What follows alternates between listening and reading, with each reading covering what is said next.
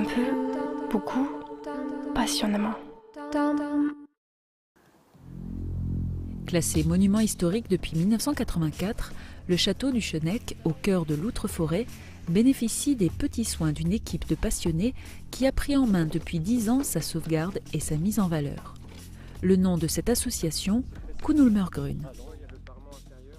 Oh, le Chenec, c'est venu assez jeune. On se promenait souvent par ici avec mes parents ou avec des amis. Et c'est un château dont je suis tout de suite tombé amoureux. Et puis au fil des années, j'y suis venu de plus en plus souvent jusqu'à créer l'association. Alors le hasard a fait que j'ai rencontré le président de l'association qui m'a dit viens voir. Et effectivement, je suis tombé amoureux et du cadre et du château en lui-même. L'équipe étant en plus très, très agréable. J'ai dit tiens, tant qu'à faire, petite main, faire la cuisine. Jacques est tailleur de pierre de métier. Il est le président de l'association et le maçon. Il est assisté de Patrick, toute récente recrue, qui lui aussi se passionne pour la construction.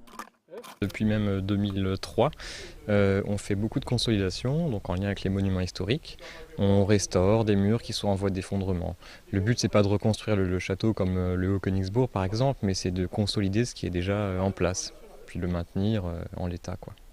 Moi, je suis tailleur de pierre de métier, donc c'est pratique pour les consolidations de murs, la taille des pierres, etc. Il y en a d'autres qui sont plutôt pour le côté archéologie, donc on est en lien aussi avec le musée de Niederbronn qui nous chapeaute. Et donc avec des professionnels, on peut se former sur le tas. On veut déjà que les murs qui sont encore debout ne tombent pas plus, donc on veut consolider le château avant tout, et puis si on trouve des belles pierres et on sait la position exacte, on les remonte. Mais avant tout, c'est consolider le château avant qu'il ne s'écroule encore plus, quoi.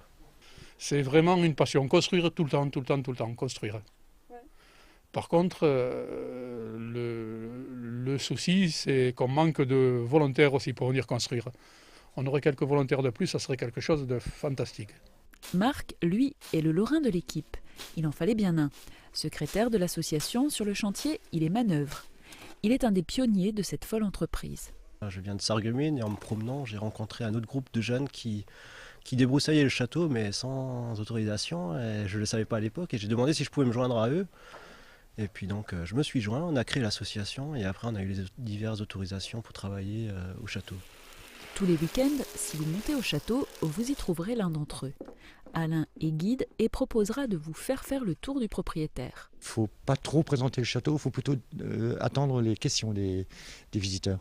Parce qu'ils sont souvent intriqués par le site, le fait de défensif, alors leur expliquer qu'il n'y avait pas d'arbres. Donc en fait, on va plus généraliser la visite sur l'histoire en elle-même du Moyen-Âge. À savoir, il n'y avait pas de forêt, il n'y avait pas de chemin d'accès, et les gens de petites choses, quoi. Donc on essaye de les attirer plus sur l'histoire en elle-même que le château. Du bastion d'artillerie au palais, le château est accroché comme tous ses voisins, Vineck, Winstein, Wasigenstein et autres Fleckenstein, à une barre rocheuse de grès. On y découvre des détails d'architecture qui risquent bien de disparaître avec le temps si des passionnés comme les Kuhnulmergrün n'avaient pas un jour débroussaillé ses abords. C'est intéressant parce qu'il y a beaucoup de choses que je ne connaissais pas du tout. Donc déjà toutes les techniques moyenâgeuses, reconnaître les pierres, savoir les recomposer, il y a quand même de l'intérêt déjà, et puis l'histoire en elle-même de la région. Bon, il y a ça, et le site en lui-même est très reposant, quoi. Le temps est le premier ennemi de ces sauveteurs de patrimoine. Tous les ans, des pierres tombent. Les travaux de maçonnerie pour consolider ce qui reste n'étant pas assez rapides. L'association manque de bras. Sur la vingtaine de membres, seul un petit noyau de 6 personnes est en permanence au chevet de ce vaisseau de pierre.